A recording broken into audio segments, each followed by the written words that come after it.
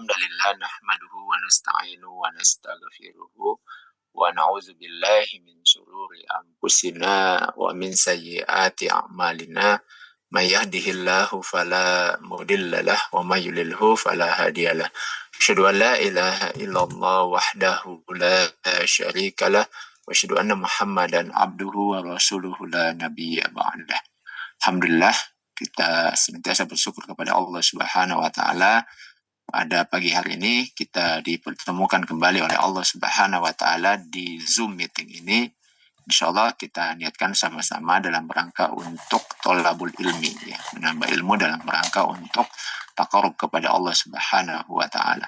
Kita sampaikan sholawat dan salam kepada uswah dan qudwah kita, teladan kita Rasulullah Muhammad sallallahu alaihi wasallam. Kita banyak bersalawat, kita menyampaikan salawat dan salam kepada manusia paling mulia di muka bumi ini. Allahumma salli wa sallim ala nabiyina Muhammadin. Kita juga berupaya untuk mempelajari, ya, sunnah-sunnah yang telah beliau ajarkan kepada kita.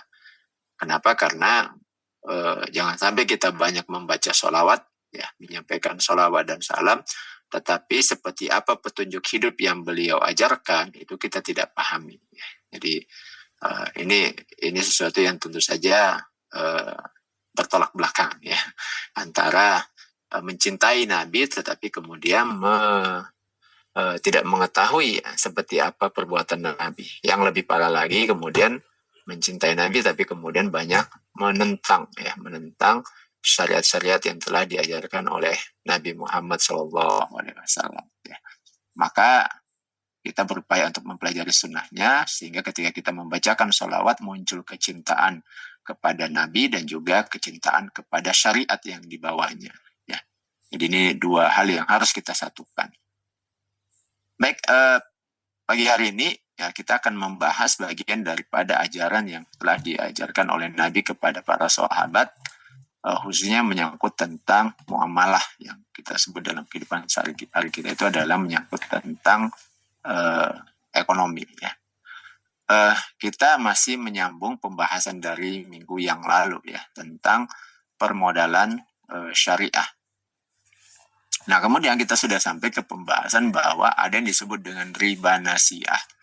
Jadi riba nasi'ah, riba an-nasi'atu huwa ziyadatu fi maqabilil ajli, ya. Jadi ziyadah, tambahan yang diberikan sebagai atau diberikan pada maqabilil ajli, ya, pengganti dari tempo.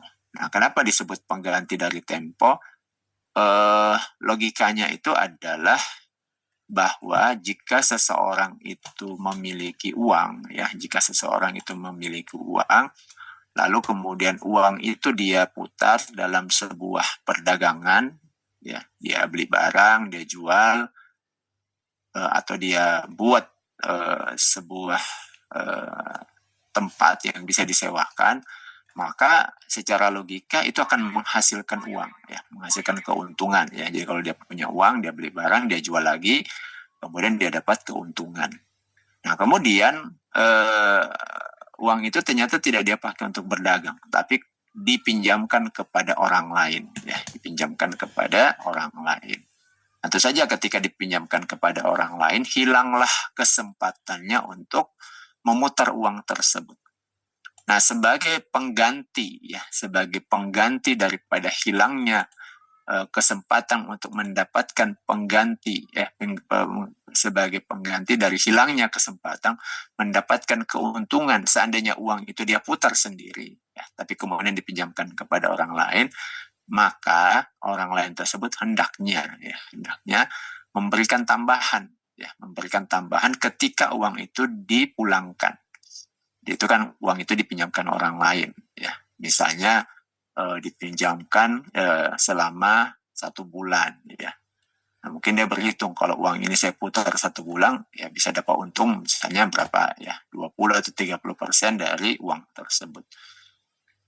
Jadi dia membangun logika bahwa sebagai pengganti dari hilangnya kesempatan mendapatkan keuntungan seandainya uang itu diputar sendiri, lalu ketika dipinjamkan ke orang lain, maka orang lain itulah yang harusnya mengganti, ya.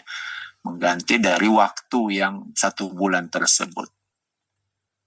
Maka inilah yang kemudian menjadi logika sejak zaman jahiliyah, ya, sejak zaman jahiliyah. Dan ternyata ini diajarkan di sekolah, ya di sekolah. Dan sempat masuk ke pikiran kita. Bagi yang pernah mendapatkan pelajaran ini, saya ingat, kalau saya sendiri ingat itu dulu pelajaran di SMP, ya di SMP diajarkan tentang logika tadi, ya logika tadi bahwa seandainya uang itu diputar sendiri maka akan menghasilkan keuntungan. Tapi karena dipinjamkan ke orang lain, maka harusnya digantilah waktu yang hilang tersebut, ya atau kesempatan yang hilang tersebut dengan tambahan, ya sehingga tambahan itu akhirnya dianggap sebagai sesuatu yang masuk akal, ya masuk akal. Jadi memang kalau mau melakukan kejahatan atau itu kadang juga dibuat supaya masuk akal, ya. Dan ini disebut dengan riba jahiliyah. Kenapa? Karena sudah dilakukan sejak zaman Nabi. Jadi sebelum masa Nabi pun juga sudah dilakukan. Dan sejak dahulu yang paling jago membuat aktivitas riba itu adalah orang-orang Yahudi, ya. Jadi di Madinah itu ada Bani Qainuqa, ya. Itu juga memang sudah jago, ya, sudah jago membuat aktivitas riba. Nah, ternyata sampai sekarang pun juga sama, ya. Jadi para banker-banker internasional itu rata-rata keturunan Yahudi. Nah, pada zaman jahiliyah itu bentuknya seseorang minjamkan harta kepada orang lain untuk masa tertentu, ya. Kemudian dia mengambil jumlah persentase tertentu dari harta tersebut setiap bulannya.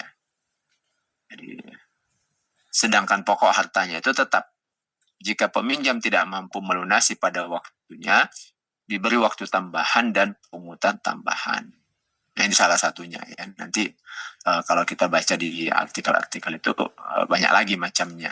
Kadang juga dijual secara kredit, lalu kemudian ada tambahan-tambahan yang ketika tidak mampu nanti akan ada tambahannya lagi. Atau yang paling umum ya seperti ini, ya kan. Jadi ketika dia meminjamkan ke orang, kemudian dia minta berapa persen tambahannya setiap bulan, tapi pokoknya tetap. Nah, nanti sampai kemudian yang meminjam ini punya uang, lalu kemudian nanti dia lunasi baik pokok maupun bunganya. Nah, ini bahkan sampai di masa jahiliyah itu ketika tidak mampu dia bisa dijadikan sebagai budak, ya. Jika sudah tidak mampu lagi melunasi, karena pokoknya terus-menerus bertambah. Nah, jelas bahwa riba itu adalah haram, ya. Jadi di dalam hadis riwayat Imam Al-Baihaqi disebutkan bahwa qala Rasulullah sallallahu alaihi wasallam kullu qardin jara manfa'ah fa huwa riba, ya.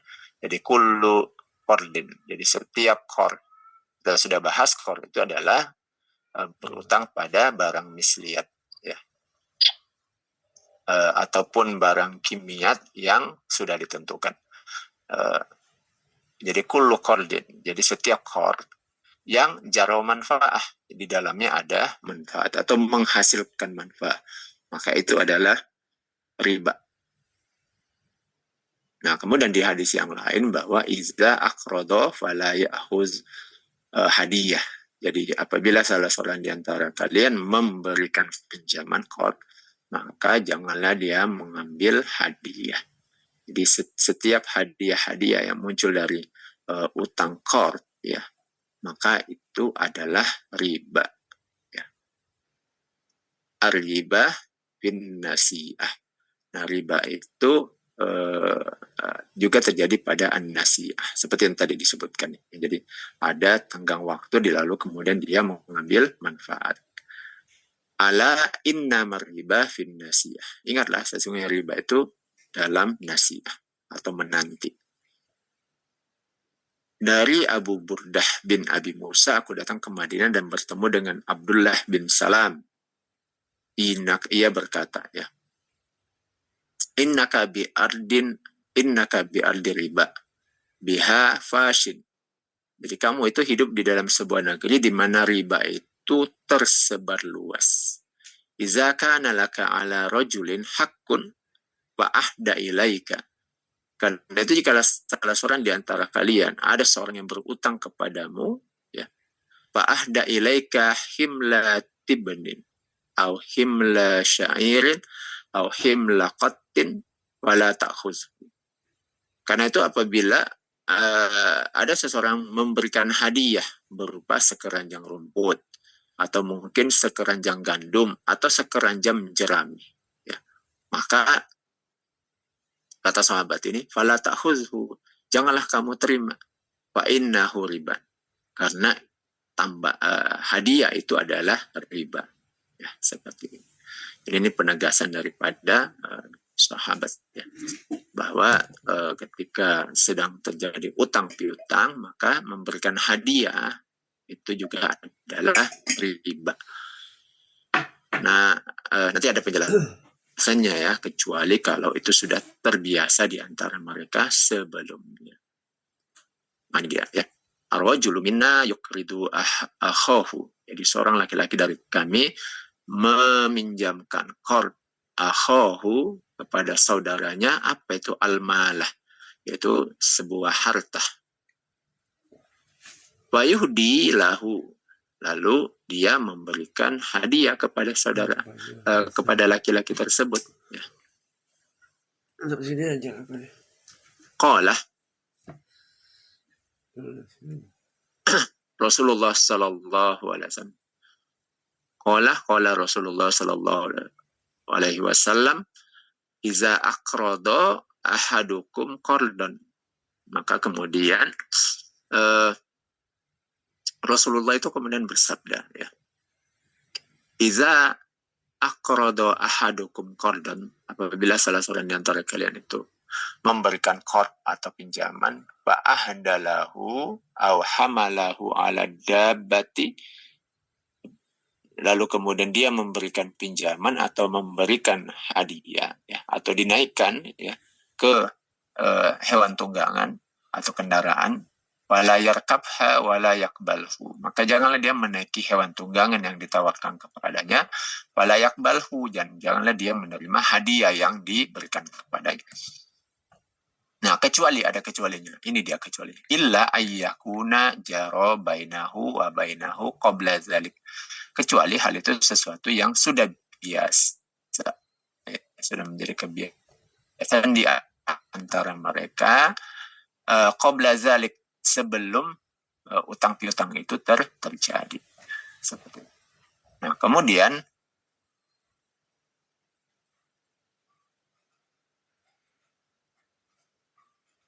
itu hadis, ya, di dalam hadis. Lalu kemudian di dalam Al-Quran ada penegasan, ya, wa in tubtum falakum ru'usu amwalikum wala tazlimuna wala tuzlamun.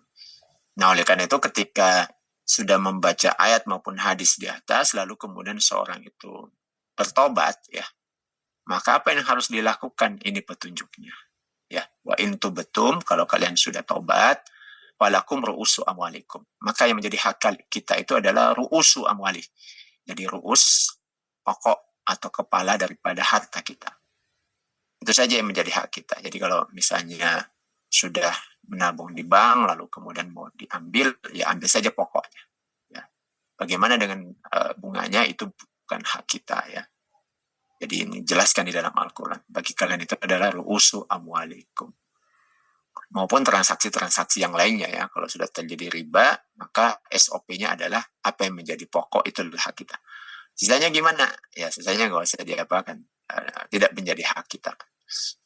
La tazlimuna wa la tuzlamun. Kamu tidak menganiaya dan juga la tuzlamun. Juga tidak dianiaya. Nah, kesimpulannya bahwa bunga bank, atau kita sebut dalam bahasa Inggris itu adalah interest, fawaidul bunuk, ya. Jadi fawaid itu adalah faedah-faedah, ya.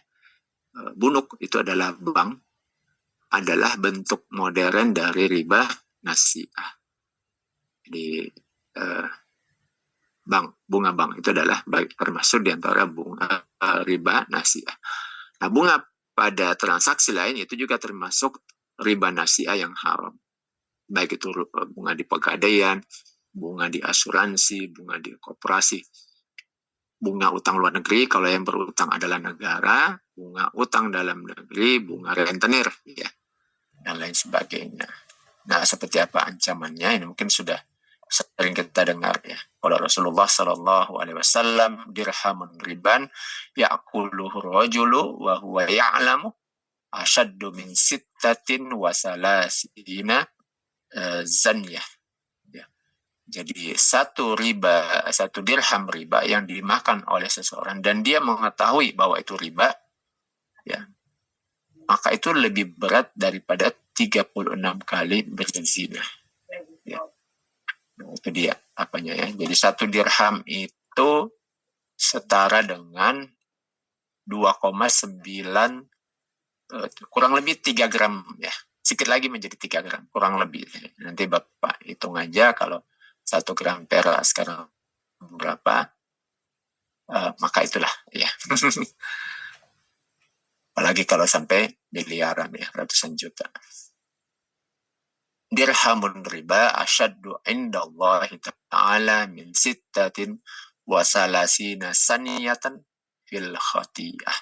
Ya, Sunan Ad-Daraqutni. Satu dirham dari riba itu lebih berat dosanya dari sisi Allah daripada 36 kali berzina. Waman akala dirhaman riba, ya. Jadi siapa yang memakan satu dirham riba, bahwa maka baginya salasu wasalasina zaniyah wa mambanat lahmuhu min suhti wannaru aulabih. Mu'jam al-kabir lit-Tabarani. Ya, jadi barang siapa yang memakan satu dirham riba, maka baginya seperti berzina 33 kali. Ya. Salasu wa salasina zaniyatan. Dan siapa saja yang kemudian dagingnya tumbuh dari yang haram, maka neraka lebih pantas untuknya. Riba salasah wasabauna baban. Jadi riba itu memiliki 73 pintu. Aisaruha yang paling ringan mislu ayyang kiharojulu ummahu. Jadi yang paling ringan itu seperti seorang laki-laki menzinahi ibu kandungnya. Ya. Luar biasa ya dosanya. Jadi berzina dengan orang saja itu sudah dosa, apalagi yang dizinahi ini adalah ibu kandung. Itu pun diumpamakan masih merupakan apa namanya yang paling bawah ya, yang paling ringan, aisar, yang paling ringan, yang paling mudah ya, paling ringan. Gimana lagi yang paling tinggi, tentu saja gitu ya. Nah, ini uslub bahasa untuk menjelaskan kepada kita tentang besarnya dosa tersebut. Aribah sabuuna huban. Aisaruha ayyang kiharojulu ummah. Riba itu mempunyai 70 pintu dosa. Yang paling ringan seperti laki-laki yang menzinahi ibu kandungnya ya. Jadi ada yang 70, ada yang 73, ada yang 36. Nah, yang tidak perlu dipertentangkan ya kan. Cukup saja dipahami bahwa berarti begitu banyak pintu-pintu dosa ya daripada ringan dosa, daripada riba. Nah, apa yang paling berat? Yang paling berat tentu saja ini disebutkan di dalam Al-Quran. Wa man adah faulaika ashabun nar. Jadi siapa yang ada itu dia kembali, tobat, balik lagi. Nah, apa itu faulaika ashabun nar? Mereka akan menjadi ashabun nar, menjadi penghuni neraka. Hum fiha khalidun. Maka mereka akan kekal di dalamnya. Nah, pelaku riba itu ada 4 ya. La'ana Rasulullah sallallahu alaihi wasallam akil riba. Rasulullah sallallahu alaihi wasallam itu mengutuk yang pertama orang yang memakan riba, akil riba. Kemudian wa mukilahu, orang yang memberinya, wa katibahu, orang yang menulisnya, wa syahidai, dan 2 orang saksi. Wa qala hum sawa'un. Rasulullah menegaskan bahwa hum sawaun, mereka itu sama saja. Jadi kalau ditanya siapa yang terkena dosa riba, itu adalah 4 ini ya, yang mereka itu sama dosanya. Dua orang yang melakukan transaksi, kemudian orang yang menjadi pencatatnya dan orang yang menjadi saksinya. Baik dilakukan secara konvensional maupun secara modern. Secara konvensional berarti dia ada di tempat itu, dicatat secara manual apakah di atas kertas, ataupun secara modern seperti sekarang ini kan. Jadi ada yang menjadi pencatat dalam bentuk notaris bisa, atau secara modern dicatatkan di komputer dan seterusnya ya. Jadi intinya melakukan 4 aktivitas ini. Di kata Nabi sawaun. Ini kata Nabi ya. Di hadis daripada Rasulullah Shallallahu Alaihi Wasallam. Nah, kemudian kita sambungkan ke investasinya ya. Maka untuk keperluan investasi ya, penambahan modal bisa dengan menggunakan akad syirkah. Namun tidak semua bentuk akad syirkah itu berperang untuk penambahan modal ya. Karena kan ada syirkah yang itu yang diperlukan bukan modal dalam bentuk uang, tapi cukup skill saja ya, skill saja. Kalau sekarang itu banyak konten kreator, ya, banyak kemudian pekerjaan-pekerjaan yang sifatnya jasa, itu ya modal ilmu saja, ya modal ilmu saja dia jual, lalu kemudian bisa menghasilkan cuan, ya kan. Nah, akad syirkah yang digunakan itu adalah akad syirkah yang dapat berperang untuk menambah modal dari pihak lain dengan tanpa melibatkan investor tersebut ke dalam aktivitas bisnisnya.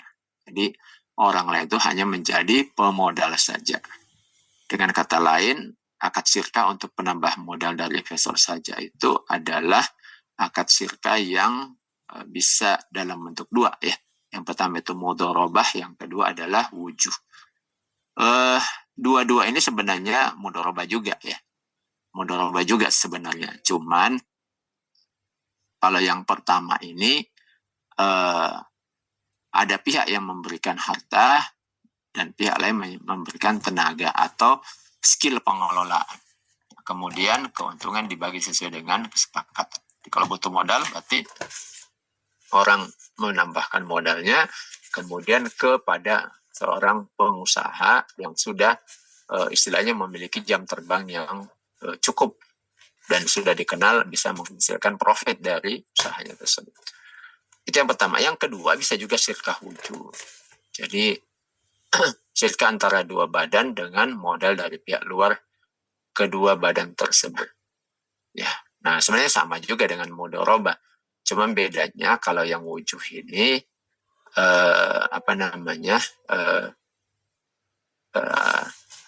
jadi salah seorang memberikan modalnya kepada 2 orang atau lebih yang bertindak sebagai mudharib. Bedanya adalah kalau mudharabah ini dia istilahnya itu kerjasama biasa ya. Nah kemudian kalau wujuh ini karena wujuh itu artinya ketokohan ya. Jadi dia dikenal karena ketokohannya. Di sini pengelolanya jadinya dua badan atau lebih ya. Jadi misalnya berkumpul ada ahli pemasaran, ada ahli marketing ya, ada sama aja pemasaran marketing, ada ahli dalam inventory pengelolaan, lalu kemudian mereka berjoinan, lalu kemudian mendapatkan modal dari pihak luar. Sama aja di sini mudharabah intinya pemodal dari pihak luar daripada orang yang mengelolanya. Seperti itu ya. Ini PowerPoint yang dibuat oleh Ustadz Dwi Condro ya. Oke, baik. Kita kirimkan juga Fatihah buat beliau karena dari hasil-hasil karya beliau semoga kita juga mendapatkan manfaat. Baik, kita ada waktu, silahkan Bapak-Bapak ya, sampai 6:30 kita diskusi, boleh ya. Cukup waktunya lah 20 menit. Ya, oke, silahkan, mungkin langsung aja. Ya, langsung aja. Afadol.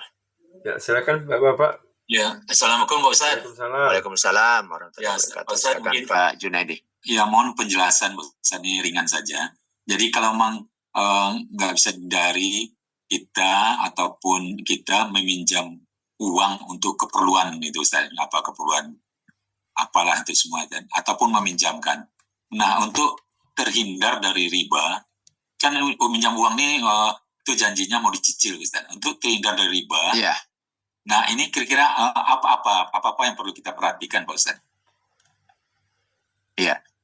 Yang pertama itu dari sisi perjanjiannya Pak ya. Jadi perjanjiannya itu akadnya berapa yang dia pinjam, segitulah yang dipulangkan. Jadi kalau pinjam 1 juta ya dipulangkan juga 1 juta. Baik pembayaran 2 kali, 3 kali, 10 kali ya. Jadi totalnya itu tetap sama dengan yang dipinjamkan. Yang pertama. Yang kedua, sejak awal itu harus disepakati ya. Apalagi kalau dia pinjamnya itu agak lama. Yaitu apa? Disepakati itu ketika yang dipinjamkan itu emas ya. Ini seringkali di masyarakat. Ketika dia pinjam emas, maka sejak awal harus disepakati yang dipinjamkan itu emas atau uang ya. Jadi ketika yang dia pinjam emas, lalu kemudian si peminjam itu menerima emas, lalu misalnya aja emas 10 gram. Berarti dia pinjam itu 10 gram. Lalu si peminjam ini yang menjual sendiri ya, menjual. Pokoknya yang meminjamkan itu ngasih emas aja. Lalu yang menerima pinjaman ini setelah dia pinjam, dia sendiri yang menjual, berapa dia dapat, nah itulah kemudian uangnya ya, seperti itu. Maka kalau posisinya seperti ini, dia meminjam emas. Mau dipulangkan berapa lama pun, maka dia beli emas lagi baru dipulangkan seperti dia pinjam. Ya. Tapi kalau ketika dia pinjam itu emas, ya, lalu kemudian emas itu dijual oleh orang yang meminjamkan, kemudian dapat uang sebesar itu pada saat itu, lalu dia berikan uangnya, kemudian si peminjam bilang, nanti kalau dipulangkan, pinjam pulangkan juga senilai emas yang kita jual hari ini. Ya. Nah kalau seperti ini akadnya riba. Akadnya riba. Jadi disepakati di awal, berikanlah uang atau emas. Jadi seperti itu. Jadi ketika yang diberikan itu adalah emas, maka pulangnya emas. Ketika yang diberikan adalah uang, maka baliknya adalah uang juga. Karena di situ pasti akan terjadi nilai yang fluktuatif kan. Naik turun gitu. Itu yang kedua, Pak ya. Kemudian yang ketiga itu menyangkut tentang manfaat yang muncul dari utangan tersebut. Ini yang perlu diperhatikan, yaitu ketika tadi kan sudah dijelaskan dalam hadis bahwa kullu qardin jara manfaat fa huwa ribah. Jadi semua manfaat yang muncul daripada transaksi qard, utang piutang, itu adalah riba. Oleh karena itu manfaat itu harus diperhatikan. Bolehkah memberikan manfaat? Tadi di hadis Nabi sudah disebutkan bahwa manfaat itu boleh diambil kalau sebelumnya di antara mereka itu sudah biasa melakukan, ya, biasa memberikan hadiah, biasa memberikan manfaat, ya, manfaat itu macam-macam kan, mau ditraktir, mau dibonceng, ya, diberikan tumpangan, atau ya yang paling ringan dikusuk ya kalau teman lagi capek nih ya tak kusuk lah ya katanya. Nah, itu juga manfaat. Jadi semua bentuk manfaat servis ya biasa seperti itu. Nah kalau memang sudah terbiasa sebelumnya, maka itu tidak mengapa ya. Tapi kalau kemudian belum pernah sama sekali, maka bisa dipastikan itu muncul karena ada balas jasa ya kan daripada yang dipinjamkan tersebut. Nah itu Pak kurang lebih sebagai intisari daripada petunjuk Nabi tadi. Ya, jadi kita nggak ada niat untuk mengambil keuntungan dari meminjamkan ataupun dipinjamkan Ustaz ya kalau. Betul ya. Betul ya. Ya. Karena dia termasuk akad tabaruat. Ya. Jadi akad untuk menolong memang. Ya. Iya Ustaz. Ya. Dan ngeri kali riba yang bisa 73 pintu neraka. Iya Pak Junedi. Ya waalaikumsalam. Silakan. Pak siapa Deswandi? Agak melenceng. Selesai Pak Junedi ya. Cepat ya pemelencengnya dulu. Ya. Nanya asuransi. Gimana tuh Pak? Jadi kalau asuransi kan kita tidak dibenarkan untuk asuransi gitu. Kita bayar gitu Ustaz kan. Tapi kalau ada orang yang membayarkan gitu, Ustaz, kira-kira gimana? Bukan dari uang kita sendiri. Faktanya gimana, Pak? Faktanya dia masukin kita asuransi gitu, Ustaz. Tapi kita nggak pakai uang kita. Secara gratis gitu. Bahkan kita pun kalau mau memasarkan itu kita dapat fee juga, Ustaz. Kalau kita dapat video berarti sama aja, Pak. Sama aja, Ustaz, ya. Kalau kita dapat fee kita sama. Tapi kita nggak bayar, kita sendiri, kita tidak membayarkan asuransi kita sendiri, dan kita tidak membayarkan asuransi orang juga, Ustaz. Perusahaannya ini, ya. Ini baik dulu di perusahaan ini. Kecuali gini, Pak, ya. Jadi misalnya gini ya, kita bekerja di sebuah perusahaan ya. Kemudian ketika akad kerja dengan perusahaan itu mengatakan selama kerja di sini semua menyangkut tentang kesehatan baik karyawan maupun keluarga itu di cover oleh perusahaan. Nah gitu ya di perjanjian kerjanya. Nah kemudian untuk mengcover itu perusahaan lalu kemudian mengasuransikan karyawannya.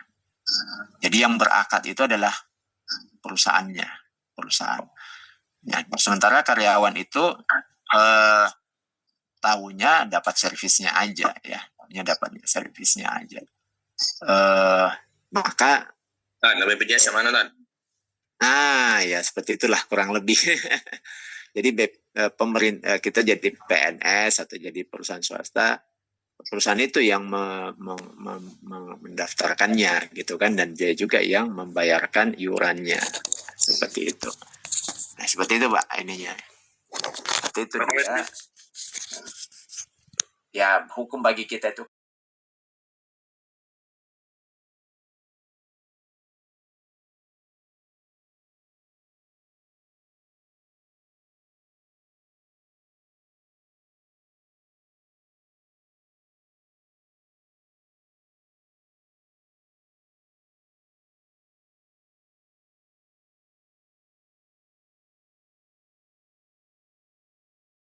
Kita dengan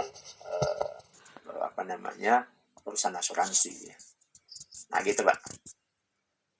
Gitu Ustaz ya. Iya.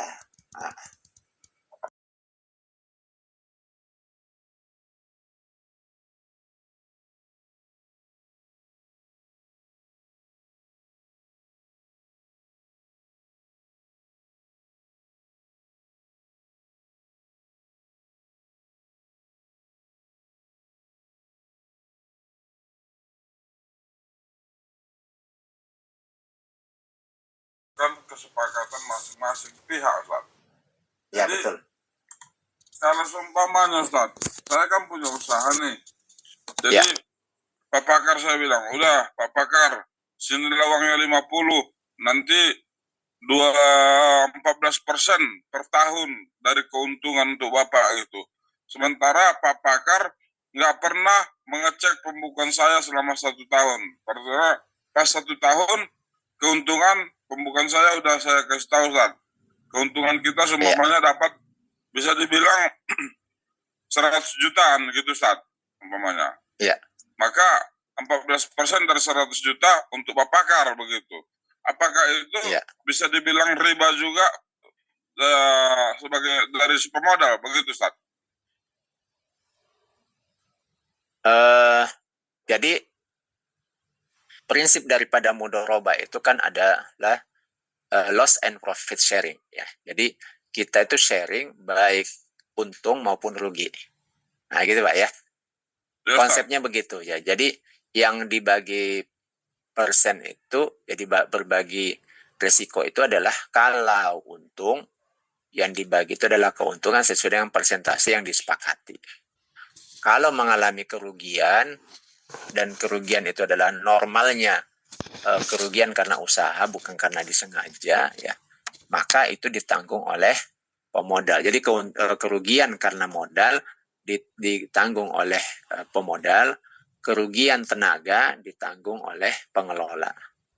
Jadi pengelola itu bukan tidak rugi juga dia ya kan, sudah kerja harusnya dapat income itu kemudian tidak ada ya. Akhirnya kemudian waktu dan tenaganya itu ya tidak menghasilkan uang seperti itu. Nah, kalau seperti itu Pak, maka hukumnya boleh. Ya. Jadi kalau tadi misalnya Pak Pakar invest 50 juta ya ke usaha daripada Pak Matondang ya. Maka sejak invest itu dilebur Pak, dilebur antara modal dari Pak Pakar dengan usaha dari Pak Matondang.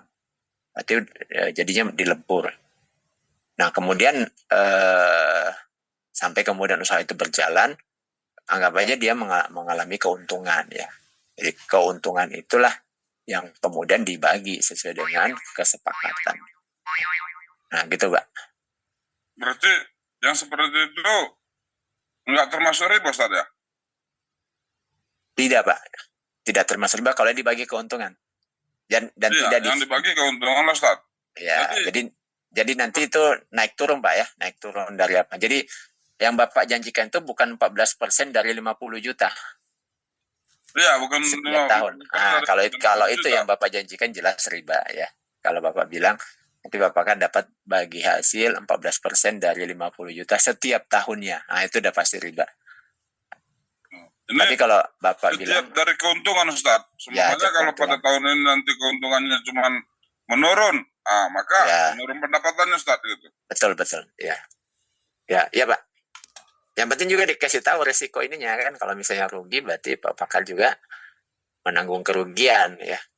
Selain tidak dapat pembagian keuntungan, ya modalnya jadi berkurang. Apalagi lengkap dengan pembukuan kita setiap bulan, umpamanya kita membuat satu produk dan produk ini bahannya lengkap, ya. Maka lebih baik lagi Ustaz ya. Begitu. Bukan lebih baik Pak, harus kalau menurut saya sih wajib Pak, karena kan pemodal itu ya kan tidak bisa hanya mendengar dari cakapnya pengelola ya. Jadi untuk mengukur ini jujur atau tidak nih ya kan, itu adalah di atas kertas. Ya kan tidak mungkin pengelola itu mengingat transaksi hari ini tanggal sekian transaksi hari ini sekian, transaksi hari ini ruginya sekian, kan nggak mungkin Pak. Dan namanya untuk rugi itu tidak bisa dengan feeling ya kan, perasaan. Jadi semua harus tertulis di atas kertas.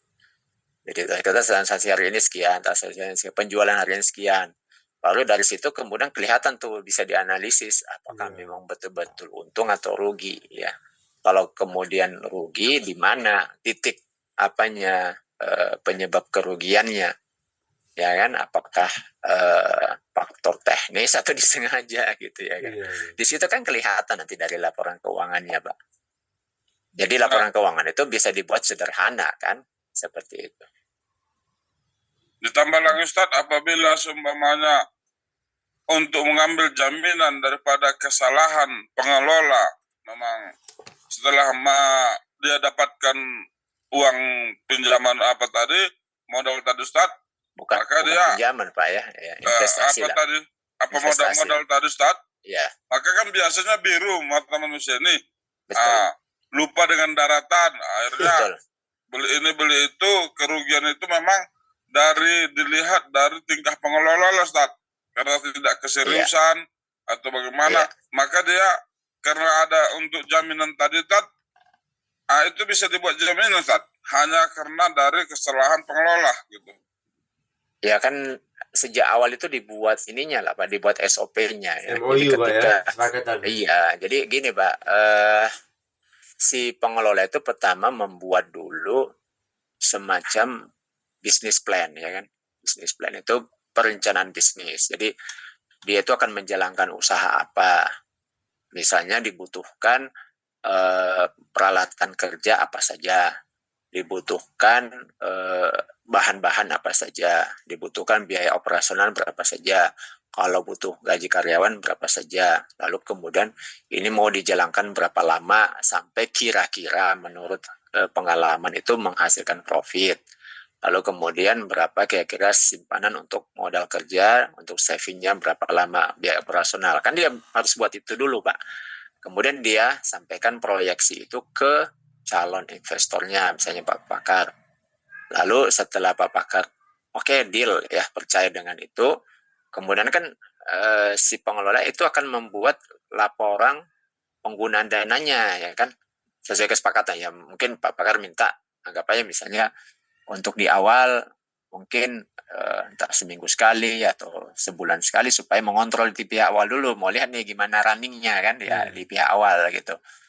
Dari situ dia akan melihat tren kan, tren ini trennya gimana nih, trennya menuju kepada keuntungan atau malah jadi impas atau malah rugi. Nah dari situ Bapak kan bisa juga langsung mengintervensi, wah ini trennya menuju kerugian, gimana sampai di sini stop aja dulu misalnya.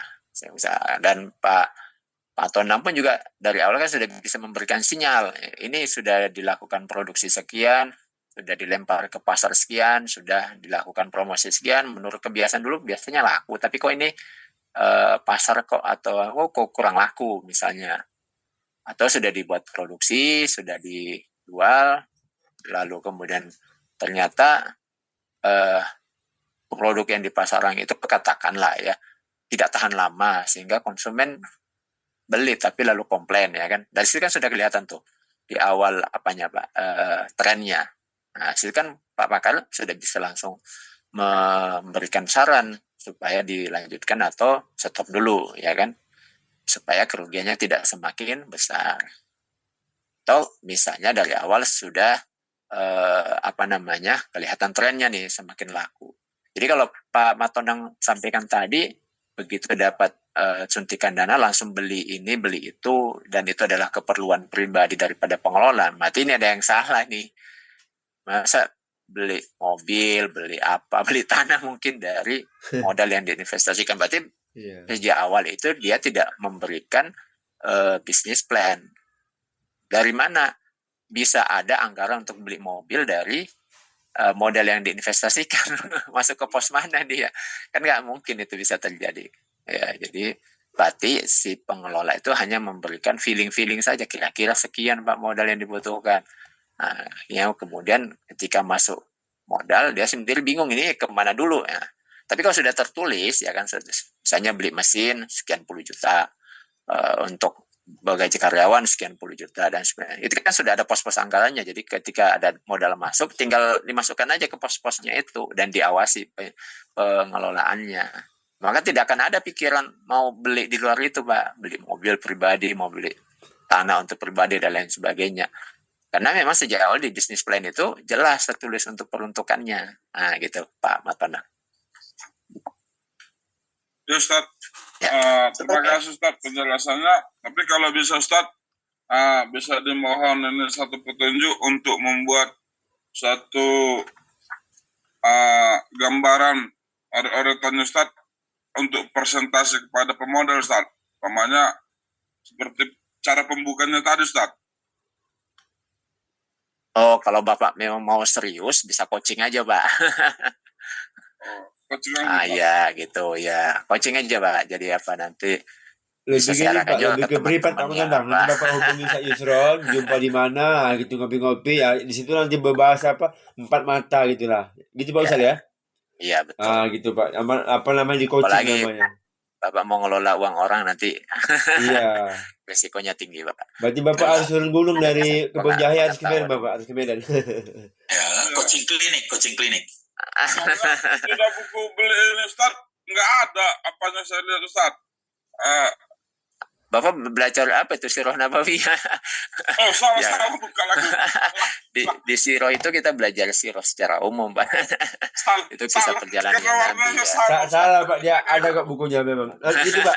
Saran saya tadi gini Pak Matondang, saran saya memang bagusnya di coaching.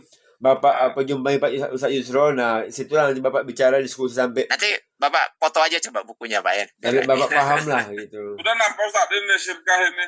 Ya, nanti di foto aja bukunya, nanti kirim ke saya. Kan ada nomor saya di grup itu, atau Bapak simpan aja. Ada. Mungkin kita cukupkan dulu, Pak ya. Insya Allah kita terima kasih, Ustaz. Lanjutkan di pekan depan. Siap. Saya sudah mau tanya, nanti saya voice aja, Tan. Iya. Ada mepet waktu. Apa nanti untuk di cuma depan ya Pak Yanto ya, Pak Komandan ya. Ya. Kakek, aku nak langsung dengan Nak Japri ke Ustaz langsung lah. Ya boleh. Sip, mantap. Ya, boleh juga nanti kalau biar bisa komunikasi langsung atau di pekan depan juga boleh. Ya. Oke, Pak ya. kaget pekan depan gitu. Bahasa Palembang. Udah banyak lupa saya bahasa Palembang ini. Kaget itu maksudnya Oke, baik. ya oke. Lanjut. Kita tutup dengan doa kifaratul majelis. Subhanakallahumma bihamdika asyhadu an la ilaha illa anta astaghfiruka wa atubu ilaik. Assalamualaikum warahmatullahi wabarakatuh. Waalaikumsalam warahmatullahi wabarakatuh. Oke, Syukur, saya Ustaz. Ya, Ya, Afwan. Ustaz. Anak izin duluan Pak ya. Ya, Ustaz. Ya, Bang. Ya, baik ya Bapak-Bapak. Sampai dulu kajian kita pada pagi hari ini. Insya Allah kita sambung lagi Jumat depan. Boleh juga dijapri Ustaznya ataupun apa WA saya pun boleh. Saya kirim ke Ustaz juga boleh. Yang mana enaknya saja ya. Oke, gitu ya. Ustaz juga ada buka training gitu. Ustaz Iya, dia ada Pak. Dia ada banyak coaching Ustaz. Makanya kalau memang kita mau paham, iya kita lebih apa kayak duduk bersama lah gitulah. Biar lebih apa kena gitu kan. Memang kalau di Zoom maaf ngomong ya gini di Zoom terbatas waktunya memang. Iya. Kita pun maklum lah ya. Maklum lah gitu. Boleh kita melok. Ini Tat, melok jadi ini Tat, jadi muridnya kan kalau beliau buka kelas Tat. Iya, nggak apa-apa. Tinggal dihubungi Ustaznya, Ustaz, saya mau ilmu gini. Apa namanya tadi? Ya coaching bahasanya, di coaching gitu lah. Iya. Ada dapat kok Pak Pakar rupanya pembukaan-pembukaannya di sini.